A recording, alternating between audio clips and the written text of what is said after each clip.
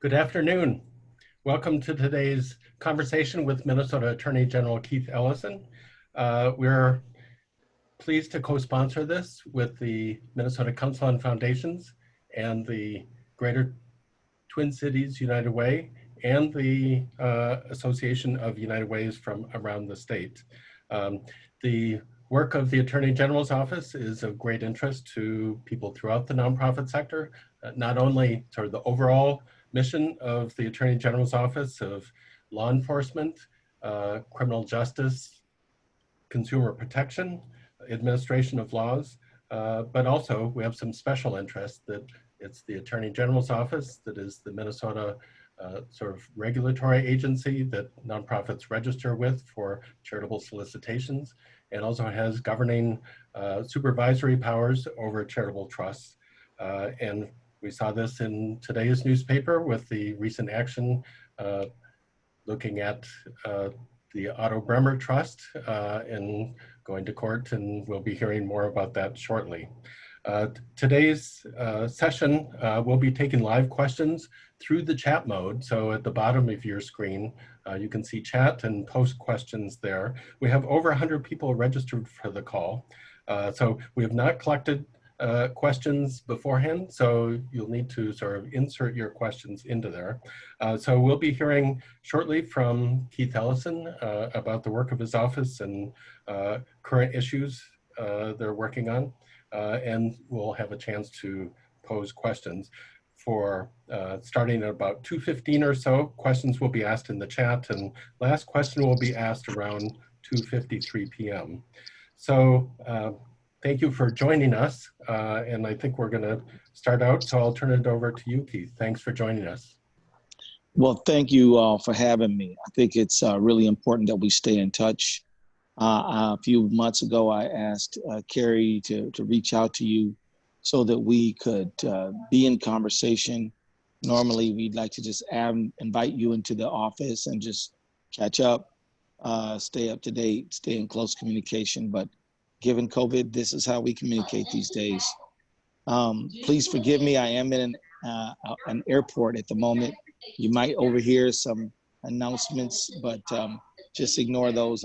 This just happens to be where I'm at the moment. Let me say that I consider the charitable work that we do in Minnesota is essential to our quality of life as a state. And for those of you who fund programming or run programming, I think that you offer an indispensable service to our neighbors. I can tell you that government cannot feed everybody, cannot counsel everybody, cannot teach everybody, cannot train everybody, cannot tend to the needs of the people, and our philanthropic community is fundamental and essential. And I think you have a right to expect a few things. One is that that people who are misusing the tremendous power that they have to operate a nonprofit corporation will not be allowed to do so. I think if we have lax regulation, the people who are doing great work don't benefit, and the people who are doing bad work do. And so I think it's important for us to, as an office, to be attentive to the landscape. But we know that you cannot do the best that you can do without being in communication with each other. And we want to be involved in that conversation as well. So I just want to let you know that we hope to stay in conversation and hope to let you know that what we're doing, what we're up to, and the work that we consider to be important. And we want feedback from you because we want to be at your service and we want to be available to you. One of the most important things that's happened in the near term is that Carrie Washington has become the leader of our charities division. You're going to be seeing her in a few minutes, but I want you all to get to know her. Feel free to call her and feel that you have ready access to her, as well as me. I want to be there for you as well, but Carrie knows so much more about it than I do that I think that it's critical for you to form a relationship with her. Let me also note that we've been busy. We consider all the work we do to be important, but we consider charities work to be particularly important. Our work requires that you all feel that you can call us and that you feel that we can reach out to you. We want to have a trust relationship so that you can feel comfortable letting us know what's going on. And we want that with you as well. A few things that have been coming up and that I've been busy with, they involve our charities division, but they also involve more than our charities division. And one of those things happens to be the work that we're doing in the area of consumer protection. We've been extremely busy during this time of COVID, particularly when it started. We spent a lot of time protecting consumers from frauds, from phishing, from scams. We also protected the public from price gouging, and we're continuing to do that work. We're also upholding and defending in court the governor's executive orders, which has kept us extremely busy. There's a lot of people who, they're, in my opinion, they're fighting for their freedom to spread COVID. So that's how I see it. I don't mean to be impolite, but I think that the mask requirements and the other things the governor has done have been reasonable. We've been at the forefront of defending the governor's right to pass emergency procedures to protect health and safety of Minnesotans. We've been real busy in the area of consumer protection as well. This is apart from the COVID-related stuff. We have an ongoing mission to make sure that people can afford their lives, and that goes whether we're talking about the consumer stuff in the area of consumer drugs or consumer or healthcare issues, mental health parity, and a whole range of things.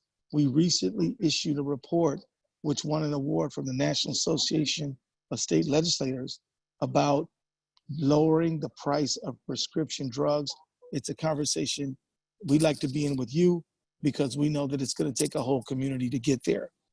Let me also note, and this is kind of in the survey area, that we have been spending quite a lot of time on the area of criminal justice. It's true that the Attorney General's office does prosecute people for violations of the criminal law. Much of that work is done in greater Minnesota, where we back up and supplement small prosecutorial offices, but we also do a lot in the area of Medicaid fraud. Of course, everybody has learned recently that the governor asked us, and Mike Freeman asked us, to step in on the George Floyd prosecution. We're working very diligently on that. We're working like trial is next week. It's not next week, it's in March, but we're treating it very, very seriously. So I just wanted you all to know about some of those things as I go into other area and focus a little bit more on the charities work that we do. Forgive me if you lose me on video for a moment. My notes are on I have one device and they're all on this. And I don't know how to be on video and read my notes. So forgive me if I have to dip out for a moment to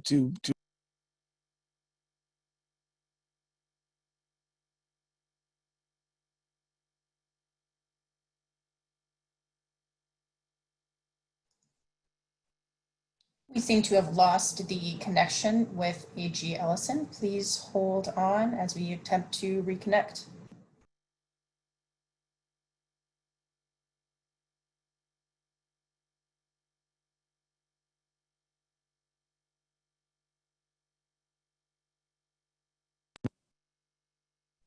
Hello? Great, we're back, thank you. Yeah. So there's a few things that I'm gonna just touch on and focus a little bit more in the area of our charities work. We did file a petition in the Otto Bremer matter today. The petition is about 105 pages long.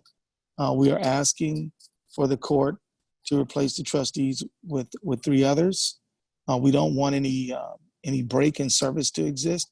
We want the wonderful tradition of Otto Bremer, who a wealthy man who did well, but who also did good, who wanted the great wealth he acquired to benefit people.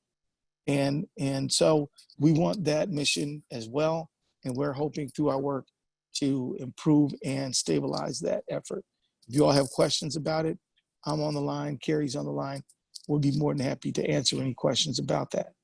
But I just want to just reiterate that the charitable work that we do is essential to our office's functioning. We think that it's very important. We put a lot of time, resources, energy into it. We have added staff. We intend to add more. We've lost some too, so some of the work we're doing is replacing. I mention that because if you know people who are hardworking and want to make sure that the nonprofit sector is working well and want to join us, we hope that you will recommend people to us. But with that, let me just say that I'd like to hand it back to you and see if I can answer any questions. Of course, there's a lot to talk about in this area, and we have Carrie on the line as well. So I'm open.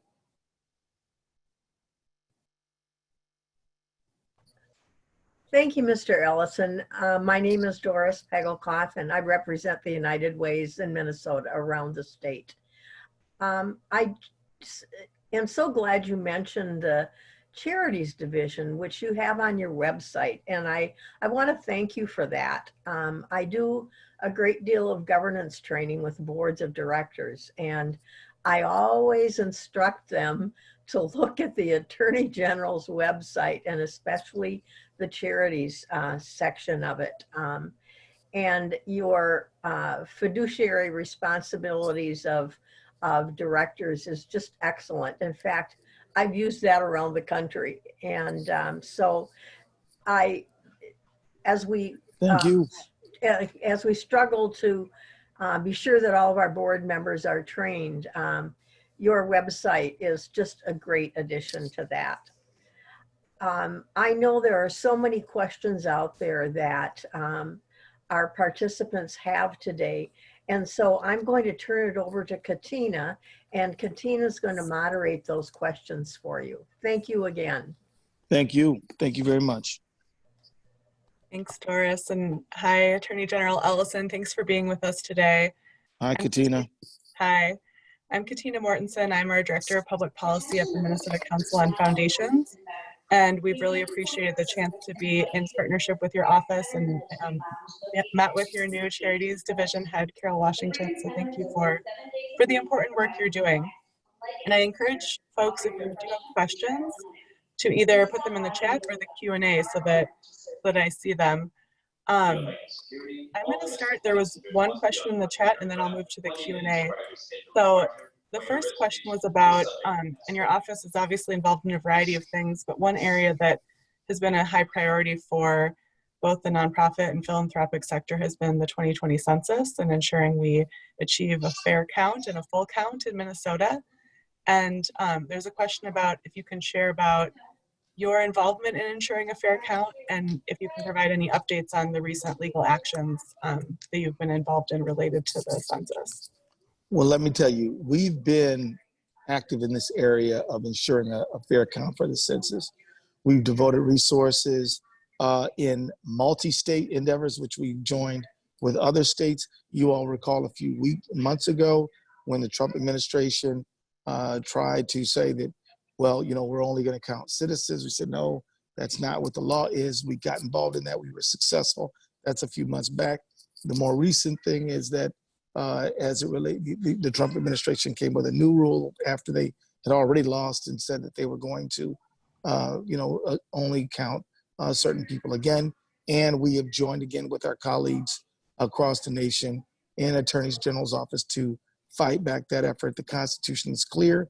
It says all persons should be counted. Everybody counts. Everybody matters. And so that's the standard we're going to stick with.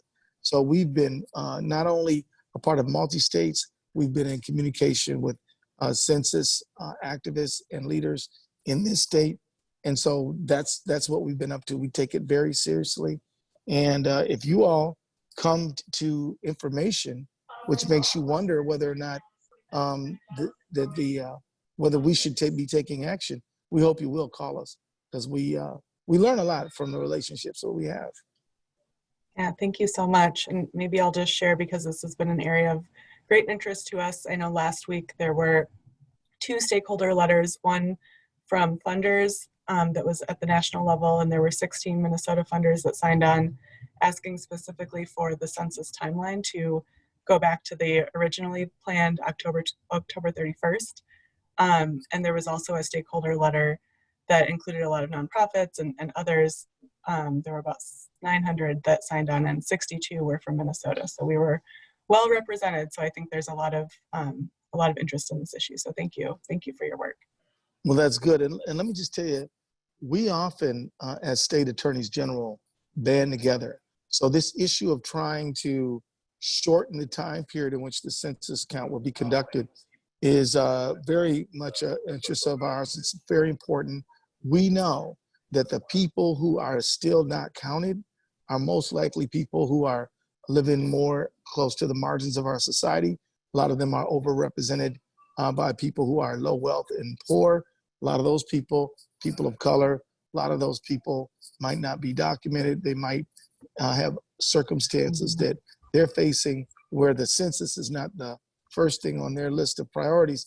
And so it is important that this last month be an effective month. So we think what the administration is doing is not just morally repugnant, but unconstitutional. Thank you. Thanks for your work. The next question is about, I'll just read it. We just learned that a district court denied the plaintiff's motion for summary judgment in a case to restore voting rights to incarcerated folks who were imprisoned for a felony. Does the AG's office defend the Secretary of State in cases like that? And when does it go to the Supreme Court? So it sounds like this is an ACLU lawsuit. I don't know if you're familiar with the specifics. Yes, we do defend the Secretary of State. Just here's AG 101.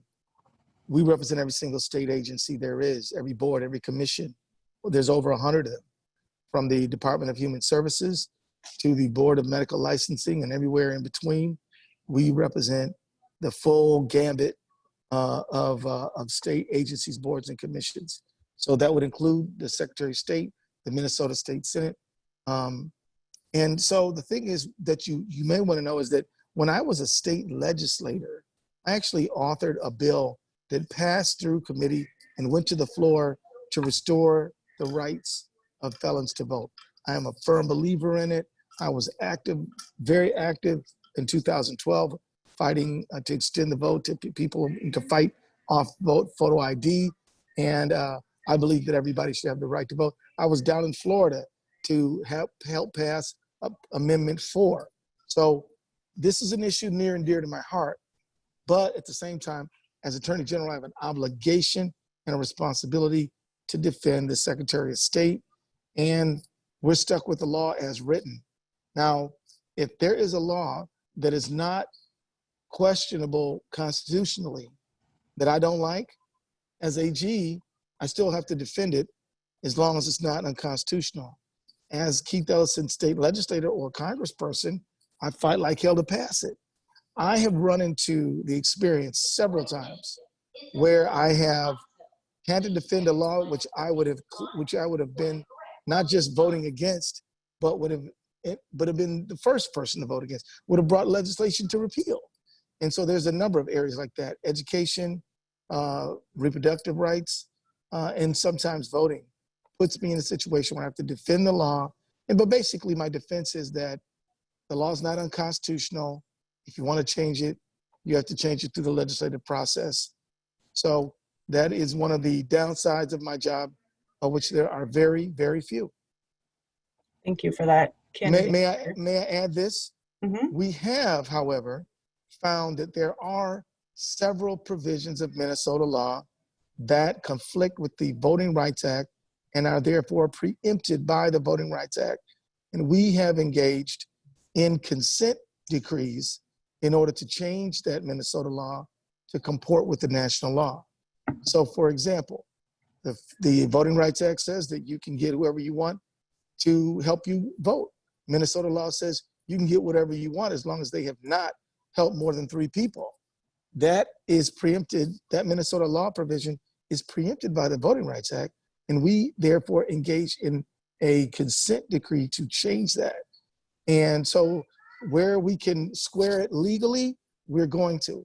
But I just want to tell everybody, if I've had some people say, Keith, what you should just, do whatever you want to do without regard to what the law is.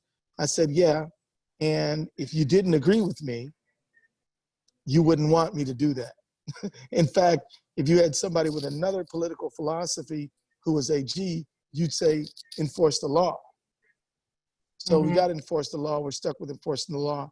But where the law is not, is not right and is preempted by federal law or is unconstitutional, we will engage in consent judgments to comport with the Constitution. Thank you. And we have. That's great. Thank you. There is another question, and this is if you could provide some information about who the right person is to contact around senior protections on fraud.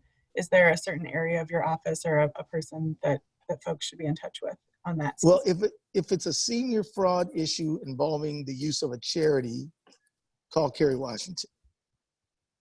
If it's a senior fraud issue that's just like a phishing scheme, like phishing with PH, not F, right? Some sort of scam deal, just trying to rip off seniors.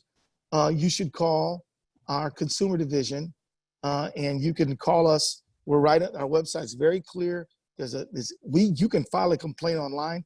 You don't have to download it. You can just file it right online. You can input the fields on the computer, or you can call us, and our number is 651-296-3353. Thank you. I know you spoke briefly about today's recent news around the Otto Bremer Trust, and so I'm wondering more at a high level if you can share any, what this, not this specific case, but more generally, how foundations and nonprofits might be expecting your office to be thinking about charitable division and enforcement. Well, in our petition, we allege that the trustees were using trust assets to carry on their own private profit-making businesses. Please don't do that. If you don't use charitable assets to self-deal, and be wary when you have all kinds of members of your family that could, where the benefits could go back to you. Like if you need to hire someone to do a contracted service for the charitable trust, and that you need to know that if the person you pick to do that is your wife or your husband, or that, just be very clear on the conflict of interest issues there, and make sure you review your policy on conflict of interest. Those are some basics. Carrie, do you want to take it up a little bit? Yeah, I can jump in. Good afternoon, everyone. Yeah, I think that without getting into the details of this very complicated particular matter, I think there's some general themes that we see across the board in particular enforcement actions when we have concerns that can be lessons learned in other contexts for other foundations or nonprofits. And I think one of the takeaways from the matter is that we jump in many times because we have to. This office gets involved on this level, an enforcement level, because there are few options available, and we wish that wasn't the case. I think that with the resources that we have, we prefer that people police their own conduct first, that you all know how to run your own organizations. We don't want to run them for you. But when it comes to, if you get repeated concerns, if you get feedback, if you get criticism, I would say it's a theme for any charity, not just this one, that it's a gift.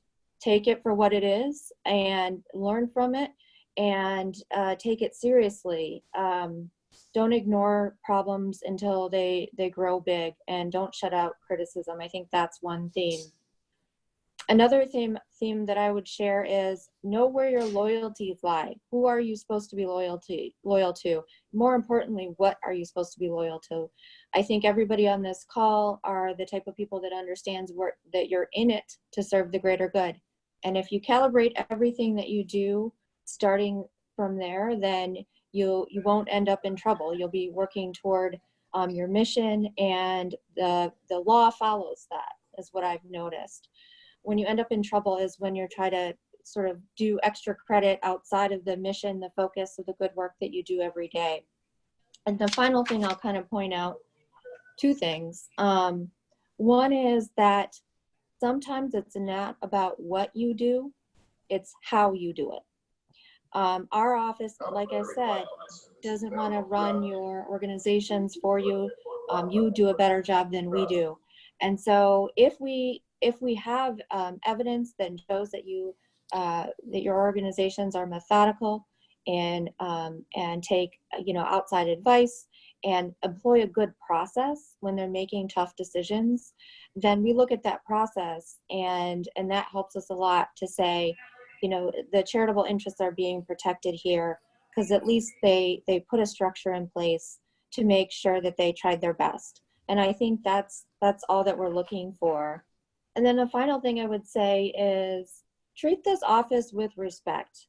There aren't a lot of us here, but the office is the work that Attorney General Ellison does is important. Don't try to hide bad facts. I know that's easy for us to say. Of course we're gonna say that. Tell us all your secrets. But I mean that. If you ever find yourself in an enforcement situation, it never helps to hide the bad stuff.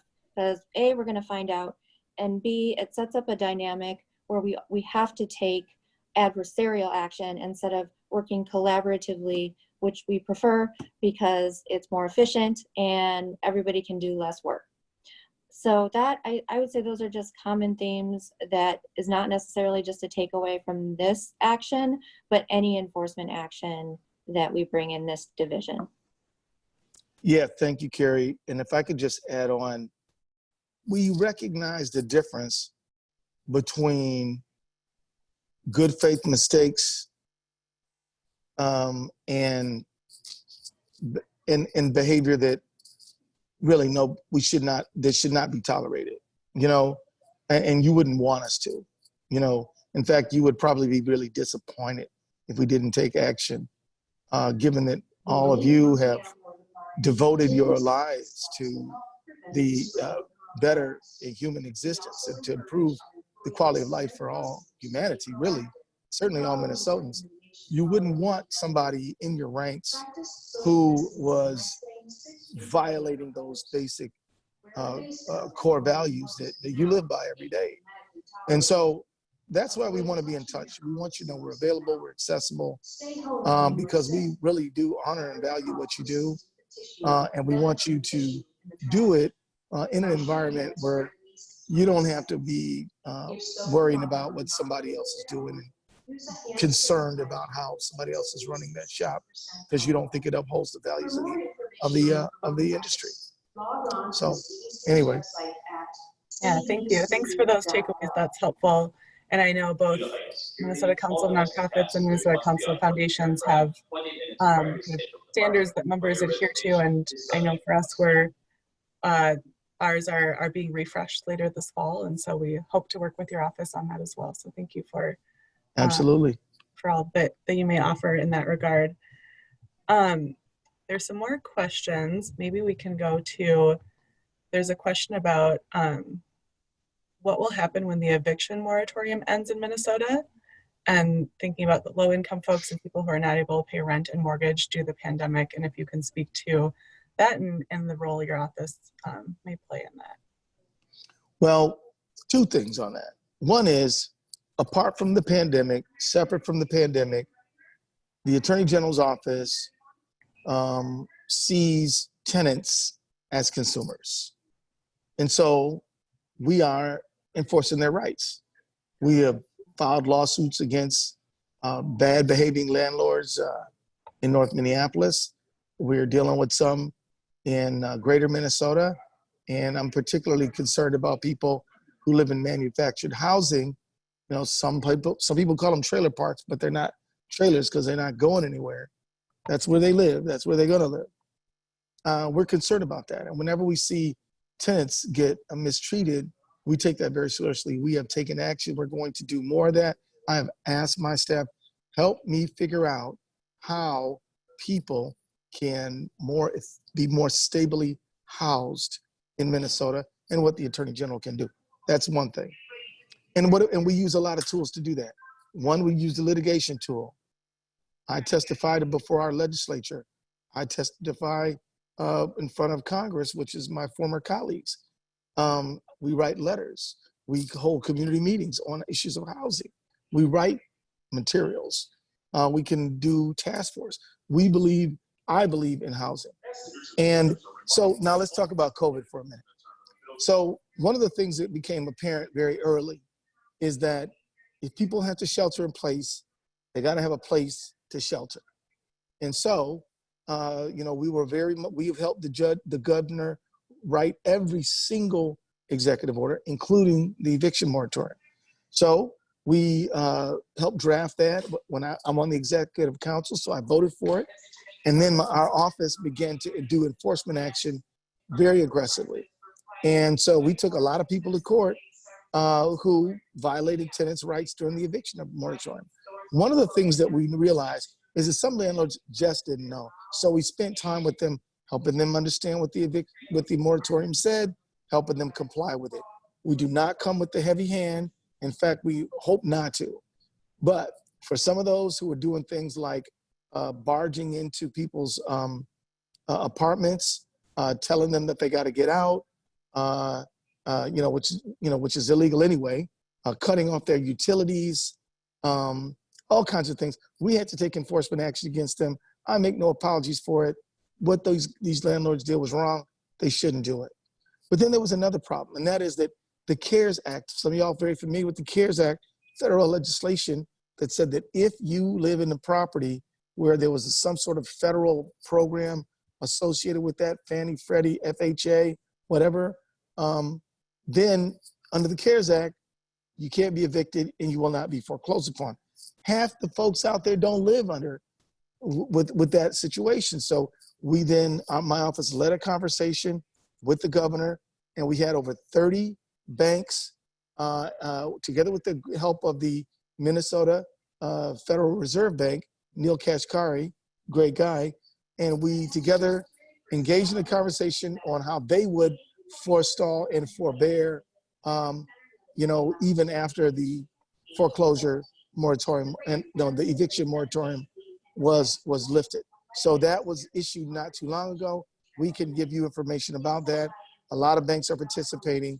The ones that didn't want to participate, and you know what? I will not name them now, but the ones that did not want to participate, I called up the chairperson of the Financial Services Committee in the United States Congress, told them that a particular bank did not want to cooperate, and then Maxine Waters called that particular bank and said, I really think you should. And who knows, maybe they did. The point is, we're pulling every lever we can to make sure that no child, no senior, nobody is thrown out of their home during this COVID pandemic. We're doing everything we can. And if you know some things we should do more, we will do them. Because I think that, the reason I ran for Attorney General in the first place, because I was safely in Congress, happy to be serving there. But the reason I left there and came here is because I wanted to help people afford their lives. And the first thing you got to be able to afford to live your life is somewhere to live. And, rent eats first, right? And so that is kind of where I'm coming from. That's kind of a long answer, but I wanted you to know kind of how I'm looking at these issues. Mm-hmm. Housing is critical. It drives education policy, health policy for sure, employment. Very hard to get a job on the street. Very hard to keep a job if you're on the street. So for all those reasons, housing is a big thing for us. So, and the pandemic has really just exacerbated the very critical housing shortage that we have ongoing right now. I would urge some of you all to look at Ilhan Omar's Homes for All bill. And this is not a partisan plug, because it's just a good piece of legislation no matter who carries it. And so it might be a good thing for you to take a look at it, but I'm one of those housing first people. Thank you. Thanks for your work on that issue. The next question, it's related to your work in the charities division. Since the murder of George Floyd, there's been an uptick in fundraising through GoFundMe, Venmo, and other methods that are less formal than traditional charitable giving. What legal issues need to be considered with this kind of giving to nonprofits? Well, that's a great question. I'm going to invite Carrie to offer her reflections on that. We have had these conversations because we recognize the evolving nature of charitable giving. But there's some things about charitable giving that don't change. Yeah, thank you. I raised my hand on this because I was excited to have a chance to plug a new publication that we have, because I recognize, we recognize in this division that we get the paperwork from all of you folks, your organizations, where the formal organizations, you file your 990s, you hire accountants, you get those expensive audits, and you're like, wait a minute, why are all of these people just all of a sudden fundraising and get to, basically do what they want, just because they haven't started a nonprofit and gotten their formal tax exempt status. And I think the point of that is we hear you and we see it. And we think that these people are trying to do good things. But the reason why I raised my hand on this is we have a specific publication that we created to address the issue of people starting fundraising efforts, not for individuals like a friend or a family member with cancer, and not even for a charity like for the United Way, but basically creating charities without realizing it. If you start a bail fund, if you start a fund to rebuild Lake Street, you're creating a charity. And so we have a new publication on our website that's called You May Be a Charity, Yes You, very clever. We're really proud of that. That talks about, doesn't matter if you're incorporated, doesn't matter if you're a 501c3, you have the same obligations under state law that we enforce. A charity is a charity. And that means, and you spread this to your folks out there, that means you have to protect the assets, track them, keep your receipts. You have to be honest with donors. You have to spend the money exactly how you say you're going to spend it. And it gets complicated to do all that without tax exempt status and incorporation when you're raking in millions of dollars. And the final thing I would say is this is exactly the type of thing that we like to help with. We can't give legal advice, but this is exactly the type of thing where we like to do outreach if people are feeling overwhelmed by sudden influx of cash and not quite sure what to do next. Right, thank you. Any follow-ups on that? Because that's a growing issue and it's really important. I think that was really helpful, and it looks like the link to that new guidance is in the chat. So if anyone would like to look at it or follow up on it, it's in there. So thank you for creating that guidance. I think that's been an issue, definitely post George Floyd, but even we've seen it following natural disasters and things like that as well, where things have popped up and wanting to make sure they're going to the right place. Another question from around the charities division, just go. It's a question about donor advised funds, and if you can share a little bit more about, it's a growing area of charitable giving in the U.S., and if you can share a little bit more information about how your office engages with donor advised funds, specifically around transparency is the question.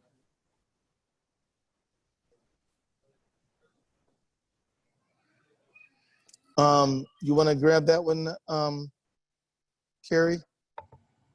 Yeah, sorry about that. I cut out just a little bit. I thought that was directed at Keith. And so more guidance on spending down donor advised funds, is that correct? Oh, sorry, it was just a more general question of how the Attorney General's office works with donor advised funds or works with donor advised fund sponsors, what the role is with the charities division.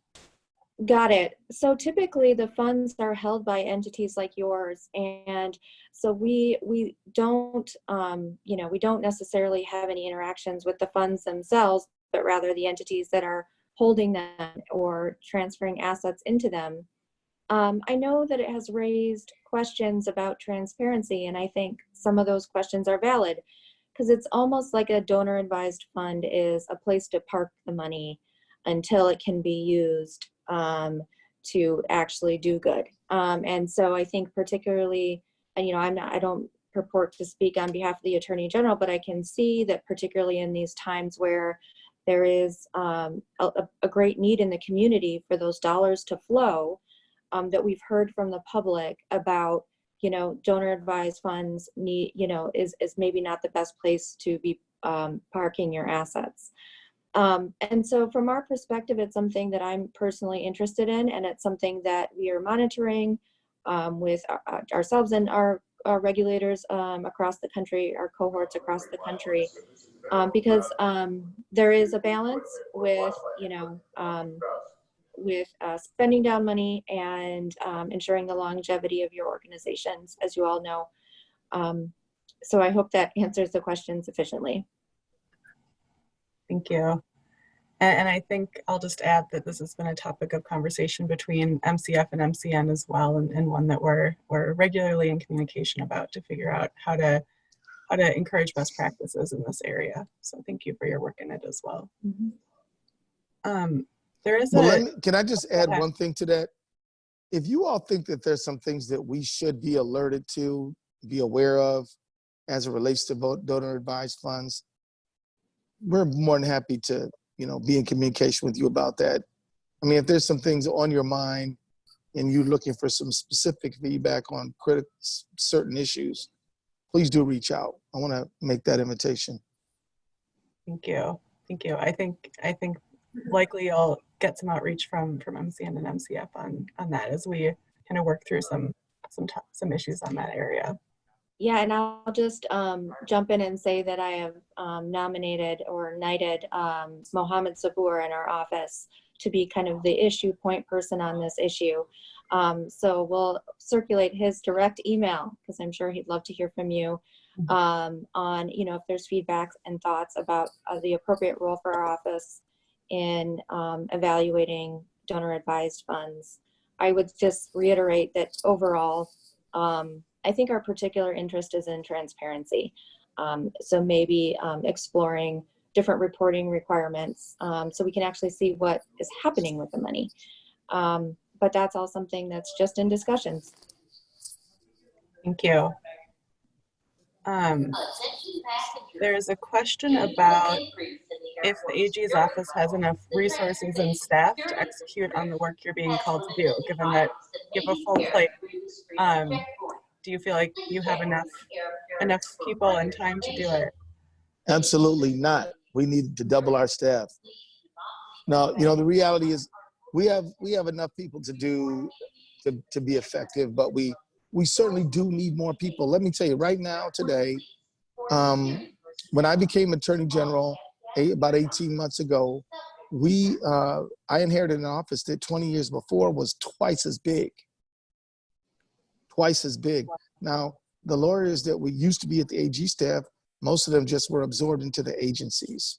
It was a strategic decision by my predecessor to say, we're just going to do the litigation side of so much of the agency representation, and we're going to really put a lot of energy into consumer, not so much in the criminal. So over time, our office staff literally shrank.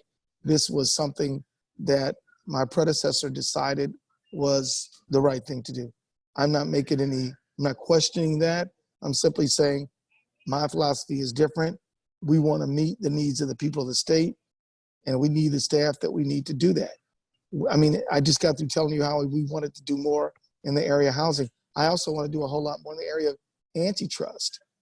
The COVID has caused budgetary challenges, which has allowed us to not be able to fill some spots as quickly as we want to.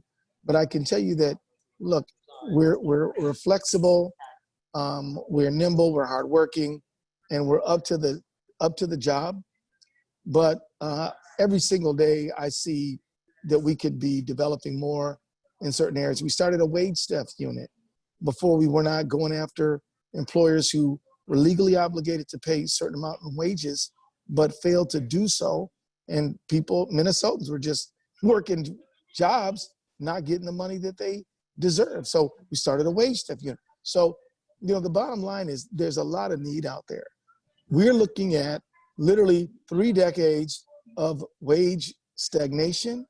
We're looking at 3-4 decades of no antitrust enforcement from the federal government much at all, and that's through Democratic and Republican administrations. So, I mean, the bottom line is we got a lot to do. We're ambitious. We want to do a lot, but we are not so poorly staffed that we can't do the things that we need to do, which is to make sure that honest charities, good charities, great charities, get treated with a lot of partnership, dignity, respect, and the ones who don't deserve that description you're not bothered by their presence, because we're making them either straighten it out or they can't keep going. Thank you. So I think we'll take maybe a couple more questions and then give you a minute to make a closing statement if you'd like. And then Kristen Rosenberger from Greater Twin Cities United Way will just do a concluding comment. So maybe the second to last question is about the charities division. So beyond the general charities education resources, what kind of resources or coaching or support or specific guidance is available to nonprofits, and how can they access it? You want to grab that one there, Carrie? Yeah, I'm happy to. Thank you for mentioning the website, particularly with respect to registration questions. Send people there first. But for nonprofit board and other guidance, I will say that it's something that the attorneys in the office provide. Technical assistance, again, not legal advice, but point in the right direction. And when, you know, it's kind of tricky, but when there are concerns, disruptions in your organization where it involves enforcement issues, our office does less than, you know, we do provide less than formal enforcement means, and we do come in and give board education and guidance when there's an issue and a problem. And we're exploring and open to doing it more even when there isn't an issue or problem. We have great attorneys here. There are 4 of us, and then 3 great analysts. But we do go out in the community and provide trainings on what we do and best practices for board members when it comes to making sure you fulfill your fiduciary duties. So just reach out. You can call the main number and you'll find us. Thank you. So I think the last question is going to be about the Johnson Amendment, which prohibits charities from campaigning for a political candidate. There have been repeated attempts to repeal that in this recent administration. And the question is just about the likelihood of that happening, and if you maybe just want to speak generally to why the Johnson Amendment matters. Well, the Johnson Amendment matters a great deal. I think it would fundamentally, if we were to get rid of it, it would alter basically how charities operate. Right now, you know, look, the world, the state needs charities to be doing charitable work. What we don't need is more people using tax-free money to try to shape the political landscape. There's plenty enough of that already, and we don't need that to crowd out the charitable work that really is going on right now. I'm afraid that right now, say like a church or religious institution, pretty much is devoted to that work of, you know, offering guidance and camaraderie and fellowship with their members. They'll be turned into essentially political institutions. And I don't think that is good for anyone. So we're going to oppose it. You know, we will litigate to stop it. But you know, the real experts on the damage it would cause are you. So we want to be in touch with you as we combat these things. But I'm 100% against it. And there's a bunch of AGs that agree with me that charities should stay charitable, and then the Johnson Amendment changes could be devastating and damaging. So that's what are we doing? We're opposing it. We're working with colleagues on a multi-state basis to do that. Thank you so much for your leadership in that area. As you mentioned, it is definitely an area that the whole sector is very united around keeping the Johnson Amendment in place. So thank you for your work on that. Maybe I'll offer, if you want to provide a couple closing remarks, and then I'll turn it over to Kristen Rosenberger to finish out the event. But thank you so much for your time and for answering so many questions. We really appreciate it. Well, happy to. This is something that I've asked Carrie to make sure that we do on a regular basis. If we did this 3-4 times a year, that would be great in my view. If that's too much for you guys, if you don't need to see me that much, then fine, I'll leave you alone. But I do want to make sure that you feel that the Minnesota Attorney General's office is for you, is there with you. We want that relationship because we want to tell you how much we think of you and how well we think of you. And we also want to know in those occasions when people will use a charity to defraud the public, you all will probably be among the first to know that. And so, the relationship will really benefit us both because, you'll say, those guys are taking a lot of money in, not much is going out to their intended beneficiaries. That's not snitching. That's making sure that things run the right way. That's obeying the law. So we hope to have that kind of relationship with you. I also want to just tell you that, there are times when we have to take enforcement action, but I want you to know we recognize the difference between good faith mistakes and serious problems. Good faith mistakes from charities that are doing good work. We want to see you thrive and grow and serve the people. People who are in the business to take care of themselves and not take care of the public, we're here to deal with them as well. And when we need to, we act. And we're doing that now, not just in one case, but in several.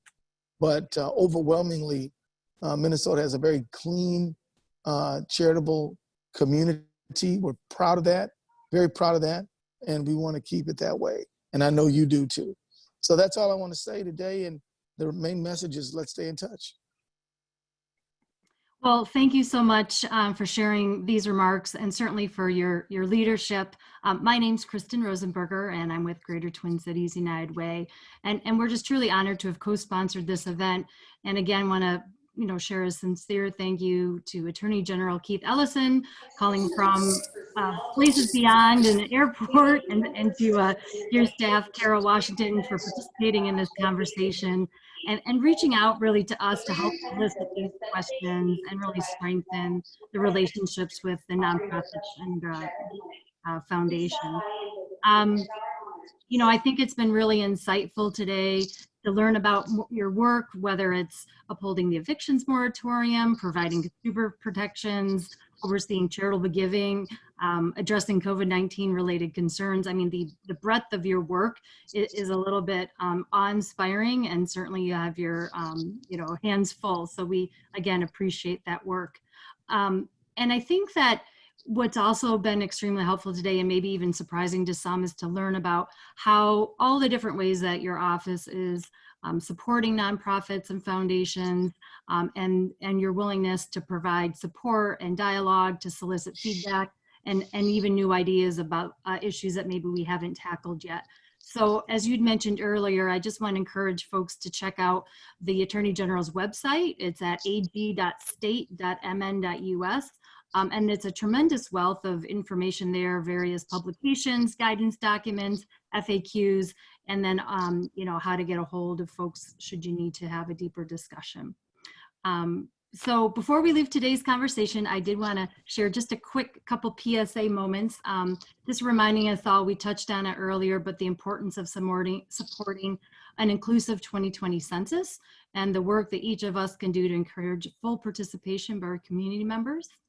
And also a quick shout out, we are also all collectively with MCN MCF, Greater Twin Cities United Way, also hosting a Coffee with Congress event this Friday with U.S. Congresswoman Betty McCollum, again, Friday at 9:30 a.m. So please go to one of our websites and register for that event now. I think that'll be also another way to encourage folks to enter in this dialogue and push the necessary changes we need to see right now in Washington as they're coming to, hopefully, some negotiation on COVID legislation.